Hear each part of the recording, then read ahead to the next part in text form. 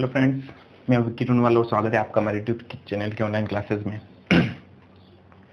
आज जो हमारा टॉपिक है वो होने वाला है कंपनी अकाउंट्स में जब हम डिबेंचर इश्यू करते हैं और डिबेंचर इश्यू करते हैं तो अभी तक जो आपने जो भी पॉइंट पढ़े हैं उसमें कहीं पर भी वो डिबेंचर्स के रिडम्पशन की बात नहीं करता था।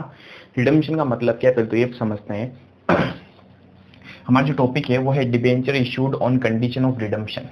तो एक वर्ड आया यहाँ पर रिडम्पशन, रिडम्पशन जिसे हिंदी में हम कह सकते हैं शोधन। क्या कह सकते हैं? शोधन। रिडम्पशन होता क्या है? जब भी कंपनी डिबेंचर इश्यू करती है, जब भी कंपनी डिबेंचर इश्यू करेगी तो सबसे पहले कंपनी उन डिबेंचर होल्डर्स को ये जरूर बताएगी कि उनसे जो आज कंपनी पैसा ले रही है वो इन फ्यूचर कब इनको वापस रिटर्न किया जाएगा या उनका कब रीपेमेंट किया जाएगा। ठीक है, आज कंपनी को पैसे की जरूरत है, फंड की जरूरत है, कंपनी पब्लिक के पास जाती है, उसे पैसा अरेंज करती है। किसके थ्रू? डिबेंचर्स के थ्रू। तो एक टाइम ऐसा भी आता है जब कंपनी को ये पैसा वापस लौटाना पड़ता है। अगर मैं शेयर्स की बात करूं तो कंपनी जब भी शेयर इश्यू करती है तो वो कभी भी रीपेमेंट नहीं बताती कि कब कंपनी रीपेमेंट करेगी। But in case of debentures जब भी कंपनी डिबेंचर इश्यू करती है तो उसके रीपेमेंट की डेट उनको पहले से ही क्लेरिफाई कर देती है। ठीक है, सपोज कीजिए एक कंपनी है, उसने 10,000 debentures 8% debentures at the rate of 100 issue किए और ये इशू हुए 1 अप्रैल 2021 को। ठीक है, 1 अप्रैल 2021 को हमने डिबेंचर इशू किए। तो जब कंपनी डिबेंचर इशू करेगी 1 अप्रैल को तो उस टाइम कंपनी पब्लिक को ये भी बताएगी कि इन डिबेंचर्स का आपको वापस रीपेमेंट कब किया जाएगा। क्या किया जाएगा? रीपेमेंट। ठीक है, सपोज कीजिए कंपनी ने बोल दिया 5 साल के बाद हम रीपेमेंट करेंगे। तो कंपनी ने रीपेमेंट के टाइम पीरियड यहाँ पर बता दिया, डेट बता दिया आपको कि 5 साल के बाद आपका रीपेमेंट हो जाएगा, यानी कि इनका रीपेमेंट कब होगा? 1 अप्रैल 2026 को। ठीक है, तो 2026 में इनका रीपेमेंट कर दिया जाएगा। तो ये तो बात आती है रिडम्पशन की कि रिडम्पशन का मतलब क्या होता है। रिडम्पशन का मतलब होता है रीपेमेंट। ठीक है, अभी तक आपने जो भी क्वेश्चंस पढ़े उन कहीं पर भी क्वेश्चंस में रीपेमेंट की डेट को क्लेरिफाई नहीं करता था और हम बेसिक से जो इशू करने की एंट्री होती थी वो करते थे।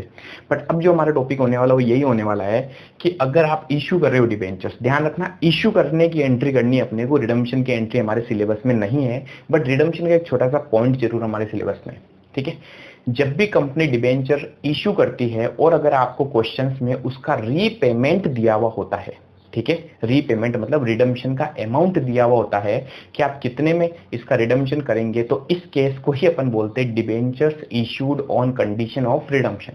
ठीक है, अब अगर मैं बात करूं रिडम्पशन कितने तरीके से हो सकता है, जैसे हमने डिबेंचर इशू में पढ़ा था, जैसे डिबेंचर इशू 3 तरीके से किया जा सकता है, 8 पार, 8 डिस्काउंट, 8 प्रीमियम। उसी तरीके से इसका रीपेमेंट जो होता है वो भी 3 तरीके से किया जा सकता है। ठीक है, इसका रिडम्पशन 8 पार यानी कि सम मूल्य पर हो सकता है, इसका रिडम्पशन 8 डिस्काउंट यानी कि बट्टे पर हो सकता है। ठीक है, और इसका रिडम्पशन 8 प्रीमियम यानी कि प्रीमियम पे भी किया जा सकता है। ठीक है, रिडम्पशन यानी कि रीपेमेंट। इसका मतलब ये होता है कि कंपनी ने चाहे कितने में भी डिबेंचर इशू किए हों उसका रीपेमेंट जो है वो 3 तरीके से फिर कर सकती है। 8 पार रिडम्पशन कर सकती है, यानी कि 100 रुपए हमने लिए और अगर मैं 100 रुपए ही पे करूं तो इसको हम कहेंगे 8 पार। 100 लिए लेकिन मैं अगर रीपेमेंट 90 रुपए का करूं, क्या ऐसा हो सकता है? यस, हो सकता है। कंपनी जब इशू करती है तो सारी चीजें पहले से क्लेरिफाई करके रखती है, तो जिनको इस कंपनी में इन्वेस्ट करना होता है वो करते हैं। ठीक है, तो इनका रीपेमेंट 90 रुपीज भी कर सकती है और इनका रीपेमेंट 110 रुपए भी किया जा सकता है। ठीक है, तो बट्टा डिस्काउंट यानी कि कम में, प्रीमियम यानी कि ज्यादा में। ठीक है, अब थोड़ी सी चीज समझना, जब हम डिबेंचर इश्यू करते हैं तो डिस्काउंट हमारे लिए लॉस होता है। ठीक है, लॉस क्यों होता है? क्योंकि 100 रुपए की चीज मैं लोगों को 90 में अगर दूं तो मेरे लिए लॉस है। बट रिडम्पशन करते वक्त ये चीज रिवर्स हो जाती है। रिडम्पशन करते वक्त यही डिस्काउंट जो है मान लिए प्रॉफिट होता है। ठीक है, तो पहले तो हम समझते हैं 8 पार। 8 पार पर अगर कंपनी रिडम्पशन करती है तो इस केस में कंपनी को नो प्रॉफिट नो लॉस होता है, नो प्रॉफिट नो लॉस। लेकिन अगर कंपनी डिबेंचर्स का रिडम्पशन एट डिस्काउंट पर करती है तो इस केस में कंपनी को होता है लॉस। सॉरी, लॉस नहीं, कंपनी को होता है प्रॉफिट। ठीक है, क्या होता है कंपनी को? प्रॉफिट। क्योंकि आप खुद सोचिए, हमने लोगों से 100 लिए लेकिन वापस देने की बारी जब दे कितने रहे? 90 दे रहे, कम दे रहे। तो जब लोगों को मैं कम पैसा दूंगा तो मुझे प्रॉफिट होगा। और अगर प्रीमियम की बात की जाए तो इश्यू करते वक्त प्रीमियम प्रॉफिट होता है, लेकिन रिडम्पशन करते वक्त जस्ट रिवर्स हो जाता है। ठीक है, रिडम्पशन करते वक्त हम अगर एक्स्ट्रा पे करेंगे तो हमारे लिए लॉस है। तो ये जो एक्स्ट्रा पे किया जाएगा ये हो जाएगा हमारे लिए लॉस। ठीक है, तो एक चीज तो क्लियर हो गई कि रीपेमेंट यानी रिडम्पशन जब हम करते हैं तो 3 तरीके से रिडम्पशन किया जा सकता है। अब बात ये आती है हमारे अकाउंटिंग में, जब हम अकाउंटिंग करते हैं तो यहाँ एक बहुत ही अच्छा कॉन्सेप्ट है हमारे पास में, कॉन्सेप्ट ऑफ कंजर्वेटिज्म, रूढ़िवादिता की अवधारणा। ये अवधारणा क्या कहती है? ये उदाहरण कहती है कि अगर आप प्रेजेंट में अकाउंटिंग कर रहे हैं, यानी आज अगर आप अकाउंटिंग कर रहे हैं, लेखांकन कर रहे हैं, और आज आपको भविष्य के फ्यूचर के लॉस का पता है कि फ्यूचर में आपको कुछ हानि होगी, अगर आपको कंफर्म है कि ये हानि होनी है, तो उस केस में उस हानि का लेखांकन, उस लॉस की अकाउंटिंग आपको प्रेजेंट में ही करनी पड़ेगी। क्या कहा मैंने? अगर अकाउंटिंग में ये लगता है कि फ्यूचर में हमें कभी लॉस होगा और वो लॉस कंफर्म है कि होगा ही होगा, तो उसकी अकाउंटिंग आज ही यानी प्रेजेंट में ही उसकी अकाउंटिंग कर लो। सिंपल सा कॉन्सेप्ट है। अगर इसको नॉर्मल भाषा में कहें तो भविष्य के हानियों का लेखा आज ही अपनी पुस्तकों में करना, ये हमारे अकाउंटिंग का एक बहुत इंपॉर्टेंट कॉन्सेप्ट है। ठीक है, और अगर यहाँ देखा जाए तो यहाँ पर ऐसी एक चीज है, अगर मैं रिडम्पशन 8 पार करता हूं तो ना तो प्रॉफिट होगा ना लॉस। ठीक है, अच्छा ये होगा कब? प्रॉफिट या लॉस की अगर बात की जाए तो ये 5 साल बाद की बात कर रहे हैं ना, लेकिन क्या इसकी अकाउंटिंग आज 2021 में मैं जब इश्यू करते वक्त इसकी अकाउंटिंग करूंगा तो क्या इन चीजों को ध्यान में रखना पड़ेगा? यस, एक चीज को ध्यान में रखना पड़ेगा, अगर लॉस है तो। ठीक है, यानी कि डिबेंचर इश्यू करते वक्त ही मुझे फ्यूचर की लॉस की अकाउंटिंग आज ही प्रेजेंट में ही करनी पड़ेगी। ये ऐसा सिर्फ एक ही केस में होगा, और किस केस में होगा? अगर मैं रिडम्पशन किस पे करता हूं? 8 प्रीमियम। क्लियर है पॉइंट? चलिए, अब बात ये आती है कि प्रेजेंट में हम अकाउंटिंग करेंगे, तो अकाउंटिंग करेंगे तो हमें यहाँ पर अकाउंट ओपन करने पड़ेंगे। अगर आपको रिडम्पशन 8 प्रीमियम पर करना है तो इस केस में हम 2 अकाउंट खोलते हैं। कौन से अकाउंट? 2 अकाउंट, जिसका नाम है loss on issue of debentures account debit, और 2 में हम लिखते हैं to premium on redemption of debentures account.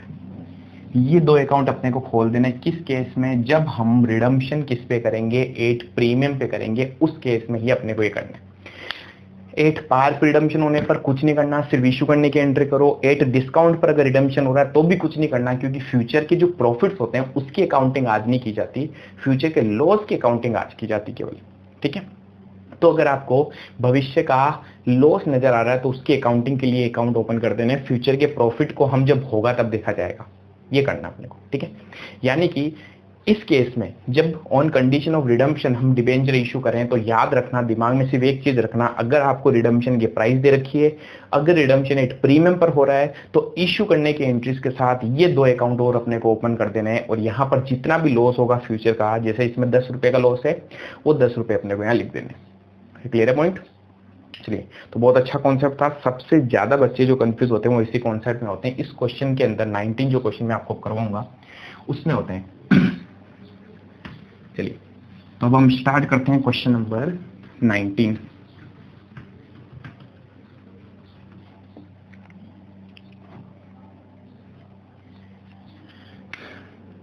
Question number 19।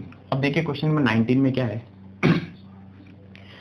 अभी तक हमने किसी भी क्वेश्चन में रिडम्पशन के किसी पॉइंट को ध्यान में नहीं रखा, क्योंकि वहां पर कोई पॉइंट आता ही नहीं था रिडम्पशन का। ठीक है, बट इस क्वेश्चन में, क्वेश्चन नंबर 19 में रिडम्पशन का एक पॉइंट है, इसलिए बाकी के क्वेश्चन से अलग बना देता है इस क्वेश्चन को। ठीक है, चलिए देखिए, पहले इश्यू करने का पॉइंट पढ़ेंगे। ठीक है, इश्यू करने की एंट्री भी कर लेंगे, उसके बाद हम रिडम्पशन पे आएंगे कि क्या रिडम्पशन फ्यूचर में प्रीमियम पर करना है, अगर प्रीमियम पर करना है तो ही 2 खाते खोलने, अदरवाइज अपने को क्वेश्चन सिर्फ इश्यू करने की एंट्री करनी, इसके अलावा कोई एंट्रीज अपने को नहीं करनी। ठीक है, तो सबसे फर्स्ट पॉइंट में आते हैं। एक कंपनी ने 100 रुपए वाले 1012% ऋण पत्र सम मूल्य पर निर्गमित किए, तो एक बार तो यहीं पे ड्रॉप हो जाते हैं। ठीक है, a company issued 1012% debentures of ₹100 each at par. ठीक है, तो फर्स्ट पॉइंट है फर्स्ट पॉइंट में ए एंट्री बताइए। फर्स्ट एंट्री क्या होती है? इश्यू करने पर नॉर्मल एंट्री, बैंक बैलेंस में पैसा आएगा, बैंक बैलेंस इंक्रीज होगा तो एंट्री करेंगे bank account debit to debentures application and allotment account. 1000 debenture हमने इश्यू किए, 8 पार, इश्यू 8 पार हुआ है यानी पूरे 100 रुपए आएंगे हमारे पास में, तो टोटल हमारे पास में अमाउंट आ जाएगा 1 लाख रुपीज। ठीक है, उधर और एंट्रीज कर लेंगे। सेकंड एंट्री हमारे पास में हो जाएगी, इस एप्लीकेशन एंड अलॉटमेंट का क्या करना है? देखिए सारा पैसा एक साथ मांगा गया है, किस्तों में नहीं मांग रहे हम। किस्तों में मांगते तो फर्स्ट कॉल सेकंड कॉल इनकी एंट्री करनी होती।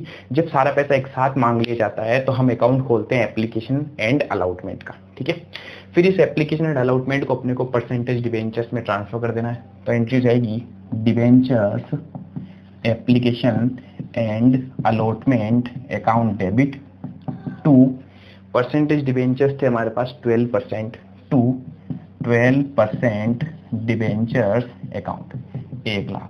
ये तो हमारी बेसिक से एंट्री हो गई इश्यू करने की। अब देखिए कि क्या फ्यूचर में रिडम्पशन एट प्रीमियम पे हो रहा है। अगर फ्यूचर में रिडम्पशन एट प्रीमियम पे हो रहा है तो इस केस में अपने को 2 अकाउंट खोल देने, अदरवाइज अपने को सिर्फ यही एंट्री करनी है 2, इसके अलावा कोई तीसरी एंट्री नहीं करनी। यानी इश्यू करने पर 3 एंट्री सिर्फ तब होगी जब रिडम्पशन एट प्रीमियम पे हो। ध्यान देना, रिडम्पशन एट प्रीमियम है, इश्यू एट प्रीमियम नहीं बोला मैंने, रिडम्पशन एट प्रीमियम, सम प्रीमियम पर शोधन। इसी पॉइंट में आगे लिखा हुआ है जो सम मूल्य पर शोध्य थे रिडीमेबल एट पार, यानी कि हम इनका रिडम्पशन जो है 8 पार पे करेंगे, यानी कि 100 रुपए ही चुकाने हैं। तो ना तो फ्यूचर में हमें प्रॉफिट नजर आ रहा है ना लॉस नजर आ रहा है। ठीक है, तो तीसरी एंट्री होगी क्या? नहीं होगी। जब तक क्वेश्चन नहीं बोल देता रिडम्पशन एट प्रीमियम, प्रीमियम पर शोधन, तब तक हम तीसरी एंट्री नहीं करेंगे। तो बस हो गई फर्स्ट पॉइंट की तो एंट्री। अब आ जाते हैं सेकंड पॉइंट पे। सेकंड पॉइंट, इसमें अलग अलग क्वेश्चंस दे रखे हैं आपको, अलग अलग कंडीशंस के क्वेश्चंस हैं। ठीक है, एक कंपनी ने 100 रुपए वाले 2008% ऋण पत्र 10% बट्टे पर निर्गमित किए। तो मैंने कहा ना पहले इश्यू के पॉइंट पढ़ लीजिए, रिडम्पशन का बाद में देखेंगे। ठीक है, इंग्लिश में पढ़े अगर इसको, a company issue 2008% debentures of ₹100 each at discount. Issue discount पे हुआ, इश्यू डिस्काउंट पे हुआ तो इश्यू करते वक्त अगर डिस्काउंट होता तो लॉस होता है, उसकी तो एंट्री भी करनी पड़ेगी। लेकिन फर्स्ट एंट्री में नहीं, इसको हमेशा सेकंड एंट्री में एडजस्ट करना है। तो देखिए सेकंड पॉइंट में फर्स्ट एंट्री हो जाएगी हमारे पास bank account debit to debentures application and allotment account. Amount कितना मिलेगा? क्या हमें पूरे पैसे मिलेंगे 100 रुपए? नहीं, इश्यू करते वक्त भी डिस्काउंट दिया हमने तो हमें कम पैसा मिलेगा। 2000 डिबेंचर हमने इश्यू किए थे, 100 रुपीज का था, जिसमें से 10% हमने डिस्काउंट दे दिया तो 2000 मल्टीप्लाई 90 रुपीज अपने को भी रिसीव होंगे, यानी 1,80,000 रुपए अपने को यहाँ पर मिल जाएंगे। ठीक है, सेकेंड एंट्री में हम डिस्काउंट को भी शो करेंगे। तो एंट्री हो जाएगी जब इसको ट्रांसफर करेंगे debentures application and allotment account debit 1,80,000। Issue करते वक्त डिस्काउंट हमारे लिए लॉस है और इसके लिए हम कौन सा अकाउंट खोलते हैं? पढ़ चुके हैं, discount on issue of debentures का यहाँ पर अकाउंट ओपन करते हैं अपन। तो यहाँ एंट्री हो जाएगी discount on issue of debentures account debit. यहाँ कितना आएगा? 2000 डिबेंचर्स पर 10 रुपए का हम डिस्काउंट देंगे, यानी 20,000 रुपए का डिस्काउंट दे दिया। और 2 में आ जाएगा परसेंटेज डिबेंचर्स। परसेंटेज डिबेंचर्स में हमारे पास है amount 8% debentures to 8% debentures account. और यहाँ पूरा अमाउंट आता है हमेशा फेस वैल्यू, ध्यान रखना। परसेंटेज डिबेंचर्स की जब भी बात की जाए तो इस पे ना तो डिस्काउंट का कोई इफेक्ट पड़ता है और ना प्रीमियम का कोई इफेक्ट पड़ता है। 2000 डिबेंचर्स इनटू फेस वैल्यू जो थी इसकी वो यहाँ पर लिख दी जाती है। ठीक है, अब पढ़िए कि क्या रिडम्पशन प्रीमियम पे होना था। आगे लिखा हुआ है जो सम मूल्य पर शोध्य थे, यानी रिडम्पशन 8 पार है अगेन, तो ना तो फ्यूचर में प्रॉफिट हो रहा है ना लॉस हो रहा है। ठीक है, तो 2 ही एंट्री होंगी, वो हमने यहाँ पर कर ली। थर्ड पॉइंट रीड करिएगा। ₹100 वाले 5000 डिबेंचर्स हमने 7% ऋण पत्र 5% प्रीमियम पर निर्गमित किए। इस बार हम इश्यू कर रहे हैं 8 प्रीमियम। ठीक है, तो पहले तो बात करते हैं प्रीमियम पे। जब हम इश्यू करेंगे तो इश्यू करने पर ज्यादा पैसे मिलेंगे, प्रीमियम है मान ली। ठीक है, 100 की चीज थी, हमने एक्स्ट्रा लिया लोगों से, तो फर्स्ट एंट्री हमारे पास हो जाएगी वही बैंक वाली। First entry bank account debit, bank account debit to debentures application and allotment account. First entry में ना डिस्काउंट कभी आता है ना प्रीमियम कभी आता है। डिस्काउंट एंड प्रीमियम को सेकंड एंट्री के साथ एडजस्ट किया जाएगा। ठीक है, बट अमाउंट जो हम लिखेंगे इस बार हमने डिबेंचर इश्यू किए कितने, 5000 और 5% प्रीमियम था, तो 5000 डिबेंचर्स थे। पैसे जो मिलेंगे पूरे 105 मिलेंगे। तो बैंक में तो पूरे 105 रुपए आने वाला है, यानी 5,25,000। ठीक है, अब सेकंड एंट्री में भी शो करना पड़ेगा यहाँ पर प्रीमियम। तो नेक्स्ट एंट्री होगी इसको ट्रांसफर करने की, debentures application and allotment account debit. 5,25 credit हुआ, 5,25 से क्या हो जाएगा, डेबिट हो जाएगा।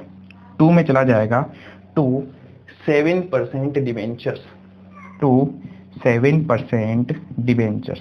तो परसेंटेज डिबेंचर्स में हमेशा याद रखना फेस वैल्यू आती है, यानी 5,000 × 100। ठीक है, तो मैंने अभी भी बताया परसेंटेज डिबेंचर्स में ना तो डिस्काउंट का कुछ इफेक्ट पड़ता है ना ही प्रीमियम का, यहाँ हमेशा फेस वैल्यू लिखी जाती है, यानी 5 लाख। और हमने कहा जो 25,000 एक्स्ट्रा मिले उसका क्या करना है, इश्यू करते वक्त सिक्योरिटी प्रीमियम प्रॉफिट है। ठीक है, लेकिन रिडम्पशन करते वक्त अगर प्रीमियम हो तो लॉस होता है, तो इश्यू करते वक्त प्रीमियम तो प्रॉफिट ही होगा। इसको हम क्रेडिट करेंगे प्रॉफिट को टू सिक्योरिटी प्रीमियम के अकाउंट में, और कितना अमाउंट आ जाएगा, 5,000 डिबेंचर्स पर 5 रुपए के हिसाब से 25,000 रुपए। ठीक है, तो ये हो गई हमारे पास में थर्ड पॉइंट जहां पर हम इश्यू कर रहे हैं। अब देखते हैं इसका रिडम्पशन किस पे करना। आगे पॉइंट लिखा हुआ है रिडम्पशन 8 पार। अगेन इसका रिडम्पशन भी 8 पार पर ही हो रहा है, यानी कि फ्यूचर का ना तो प्रॉफिट है ना लॉस है, तो इस केस में सिर्फ 2 ही एंट्री करनी। ठीक है, यानी कि तीसरी एंट्री जो हमने खाते खोले थे वो सिर्फ कब करनी है, पॉइंट को क्लियर कर लो, जब रिडम्पशन 8 प्रीमियम होता है। इसके अलावा कहीं पर तीसरी एंट्री नहीं होगी। ठीक है, चलिए पॉइंट नंबर 4 में आते हैं। 4th पॉइंट रीड करिएगा क्या लिखा हुआ है।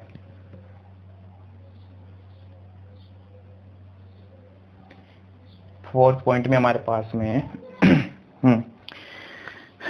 A company issued 3,006% debentures of ₹100 each at par। तो पहले तो इश्यू करने वाले पॉइंट को देखते हैं। तो हमने इस बार 3,000 डिबेंचर इश्यू की हैं, 8 पार पे इश्यू किया। तो पहले तो इस पॉइंट को कवर करते हैं।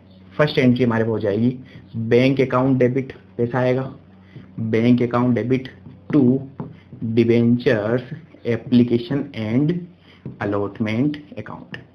3,000 डिबेंचर्स इंटू 8 पार बोला, यानी 100 रुपीज के 100 ही मिलेंगे अपने को। तो टोटली 3 लाख रुपए हमारे अकाउंट में आएंगे। ठीक है, फिर सेकंड एंट्री होगी हमारे पास में, इसे हम ट्रांसफर करेंगे परसेंटेज डिबेंचर्स में। तो debentures application and allotment account debit 3 lakh to percentage debentures, और परसेंटेज डिबेंचर्स है हमारे पास में यहाँ 6% डिबेंचर्स टू 6% डिबेंचर्स अकाउंट। ये तो हो गए हमारे बेसिक एंट्री इशू करने की। अब देखिए कि क्या फ्यूचर में रिडम्पशन एट प्रीमियम है। यस, यहाँ पढ़िएगा अच्छे से, लिखा हुआ है रेडीमेबल 85% प्रीमियम। ठीक है, जिनका शोधन 5% प्रीमियम पर होना है। अगर फ्यूचर में प्रीमियम पर रिडम्पशन करेंगे तो इस केस में हमारे पास में फ्यूचर का लॉस नजर आ गया आज ही। प्रेजेंट में ही हमें पता है फ्यूचर में हम जब रिडम्पशन करेंगे तो मुझे नुकसान होगा, तो उसकी एंट्री आज ही प्रेजेंट में आपको कर लेनी है, और उसके लिए जो अकाउंट खोलने हैं वो मैं लिखवा चुका हूं। ठीक है, तो यहां पर थर्ड एंट्री भी होगी। तो एंट्री हो जाएगी loss on issue of debentures account debit. 2 में आ जाएगा to premium on redemption of debentures account. यहाँ अमाउंट कितना आएगा, 3,000 डिबेंचर्स थे, और फ्यूचर का जो लॉस है वो अमाउंट यहाँ आएगा। फ्यूचर का जो लॉस है वो था हमारे पास में 5%, यानी 5%। 100 रुपए का 5% होता है 5 रुपए। ठीक है, यानी 15,000 रुपीज का लॉस जो है उसकी अकाउंटिंग हमने आज ही हमारी बुक्स में कर दी। तो ये पॉइंट क्लियर हुआ। सिर्फ ये एंट्री तब ओपन करनी है जब रिडम्पशन 8 प्रीमियम पर होता है, अदरवाइज कहीं नहीं आएगी। ठीक है, नेक्स्ट पॉइंट पे आते हैं अपन। A company issued 3006% debentures of ₹100 each 8 par. अब यहाँ पर रुक जाते हैं, इस बार हमने सॉरी शायद मैंने फोर्थ वापस पढ़ लिया, फिफ्थ पे आते हैं। A company issued 4008% debentures of ₹100 each at discount of 2%। तो पहले इशू की पॉइंट पढ़ते हैं, फिर रिडम्पशन पे आएंगे। इशू करने की अगर नॉर्मल एंट्रीज देखी जाए तो इसमें फर्स्ट एंट्री हमारे पास में हो जाएगी bank account debit to debentures application and allotment account. इस बार हमारे पास में जो अमाउंट आएगा वो 4000 इंटू पूरे 100 नहीं मिलेंगे क्योंकि डिस्काउंट पे इशू है। इशू होते वक्त अगर हमने डिस्काउंट दिया तो लॉस है। ठीक है, तो मल्टीप्लाई 98 रुपीज ही अपने को मिलेंगे, 3,92,000 अपने को रिसीव होंगे। ठीक है, नेक्स्ट एंट्री में हम शो करेंगे डिस्काउंट को, इशू करने पर डिस्काउंट है। तो debentures application and allotment account debit discount on issue of debentures account debit, और 2 में आ जाएगा परसेंटेज डिबेंचर्स जो कितने हमारे पास में। अच्छा, यहाँ अमाउंट एक बार फिल कर दें, 3,92,000 तो यहाँ आ जाएगा। ठीक है, 4000 डिबेंचर्स पर डिस्काउंट कितने का था, 2 रुपए का, नहीं 8000 यहाँ आ जाएंगे। और डिबेंचर्स का नाम था हमारे पास में 8% डिबेंचर्स, तो यहाँ हम लिख देंगे टू 8% डिबेंचर्स अकाउंट, जिसमें अमाउंट हमारे पास आने वाला है 4 लाख रुपीज। ठीक है, यहाँ तक कोई दिक्कत? चलिए, ये था हमारे पास 5वां पॉइंट। और पॉइंट नंबर 6 जो है वो अब मैं आपको देने वाला हूँ होमवर्क, क्योंकि हम यहाँ पर सारे पॉइंट्स करवाए जा रहे हैं, आपका रिस्पॉन्स बहुत ही कम आ रहा है। ठीक है, तो जो स्टूडेंट्स वीडियो वॉच कर रहे हैं उनको होमवर्क भी डेली करना है। ठीक है, एक दो छोटे छोटे पॉइंट्स में अगर आपको वीडियोस में दे देता हूं तो उसके आपको होमवर्क करके हमारे कमेंट सेक्शन में जरूर लिखना है। तो पॉइंट नंबर जो 6 है हमारे पास में, वो आज मैं आपको दे रहा हूँ होमवर्क, और दिमाग लगाना है, और दिमाग लगाकर उसे हमारे कमेंट बॉक्स में जरूर लिखना है। ठीक है, जिसका भी राइट या रॉन्ग जो भी आंसर आएगा, पर्सनली मैं उसको वापस हाथों हाथ ही रिप्लाई करूंगा कि उसका आंसर सही है या नहीं। क्लियर? तो ये था हमारे पास में क्वेश्चन नंबर 6। अच्छा, नेक्स्ट वीडियो में मैं इस पॉइंट का आंसर जरूर लिखूंगा। देखना चाहता हूं तब तक आप स्टडी कर भी रहे हो या फिर नहीं कर रहे हो। क्लियर है? चलिए, तो नेक्स्ट वीडियो में शायद मैं इस चैप्टर को कंप्लीट करवा दूं। ठीक है, और हो सके तो आज अगर 2 वीडियो बन गए तो 2 वीडियोस में अपलोड कर दूंगा। इस चैप्टर के कंप्लीट होने के बाद हम स्टार्ट करेंगे चैप्टर नंबर 10, जो आपके आखिरी चैप्टर जो हमारे यूट्यूब पे अपलोड करना है हमें। ठीक है, उसके बाद में मैं आपकी थ्योरी की क्लासेस लूंगा।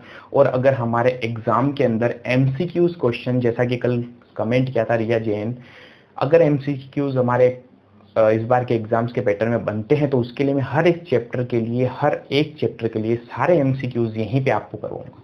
ठीक है, तो डरने की कोई जरूरत नहीं है आपको, सारी चीजें जैसे करवाई जा रही है वैसे कीजिए, बहुत ही ईजी होने वाला हमारे लिए। ठीक है, थैंक यू।